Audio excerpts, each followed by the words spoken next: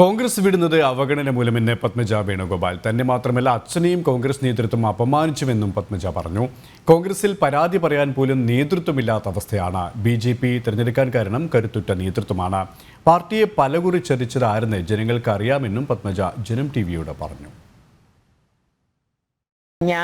കഴിഞ്ഞ ഒരു 3 കൊല്ലം മുമ്പ് എന്നെ ഇലക്ഷന് എനിക്ക് വ്യക്തമായിട്ട് അറിയായിരുന്നു. ആദ്യത്തേൽ എനിക്ക് സംശയം ഉണ്ടായിരുന്നുള്ളൂ ആരൊക്കെ തോപ്പിച്ചു, രണ്ടാമത്തേൽ എനിക്ക് ഉറപ്പായി ആരൊക്കെ എന്നെ തോപ്പിച്ചെന്നുള്ളത്.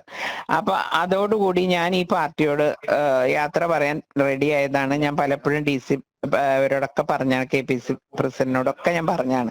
അപ്പൊ എൻ്റെ അടുത്ത് എല്ലാവരും പറഞ്ഞു അച്ഛന്റെ മന്ദിരം പണിയാം, ഞങ്ങൾ 1 കൊല്ലത്തിൽ പണിത് തരാന്ന് പറഞ്ഞു. അപ്പൊ ആ ഒരു ആഗ്രഹം കൊണ്ട് വീണ്ടും നാണക്കേട് സഹിച്ച് ഇതിൽ ഞാൻ നിന്നു. എന്നിട്ട് അന്ന് KPC വൈസ് പ്രസിഡന്റ് ആയിരുന്ന എന്നെ ഞാനൊരു നേതാവിന്റെ അനുയായിന് എന്തോ കുറ്റം പറഞ്ഞു കേട്ട് എന്നെ നേരെ അടിച്ച് താഴ്ത്തി എക്സിക്യൂട്ടീവിലേക്ക് ഇട്ടു ഇവര്.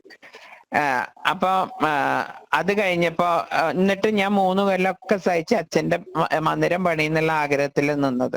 പക്ഷെ എനിക്ക് എവിടുന്ന് അവഗണനയാ കിട്ടിയ കാര്യത്തില്, എല്ലാ സ്ഥലത്തും. അപ്പൊ ഞാൻ അന്ന് തീരുമാനിച്ചു ഇനിയിപ്പോ വേറെ പാർട്ടി പോണമെന്നൊന്നും ഞാൻ തീരുമാനിച്ചിരുന്നില്ല. സത്യം പറഞ്ഞ രാജിവെക്കണമെന്ന് മാത്രമേ വിചാരിച്ചിരുന്നുള്ളൂ. പിന്നെ ഈ പറഞ്ഞ മാതിരി എന്താ പറയണ്ടേ, ഏത് പാർട്ടിക്കും ഒരു ലീഡർഷിപ്പ് ആവശ്യമാണ്.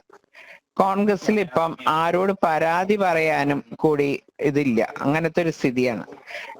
അപ്പൊ ലീഡർഷിപ്പുള്ള ഒരു പാർട്ടി എന്നുള്ള നിലയിലാണ് ഞാൻ ശരിക്കും പറഞ്ഞാൽ BJPനെ ആലോചിച്ചത് പോലും. അക്കാര്യത്തില് അച്ഛൻ മരിച്ചതും മനസ്സിന് വിഷമായിട്ടാണ്.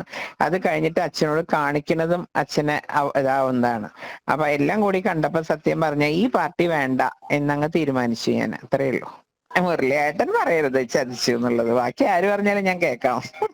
കാരണം ഞാൻ ജനിച്ച തൊട്ട് ഈ പാർട്ടീനെയോ ഈ കാലം വരെ ഞാൻ ചെയ്യാത്ത ആളാ. പല പ്രാവശ്യം കോൺഗ്രസിനെ ചതിച്ചു പോയത് ഞാനാണോ മുരളിയേട്ടനാണോ ജനങ്ങൾക്ക് അറിയാലോ.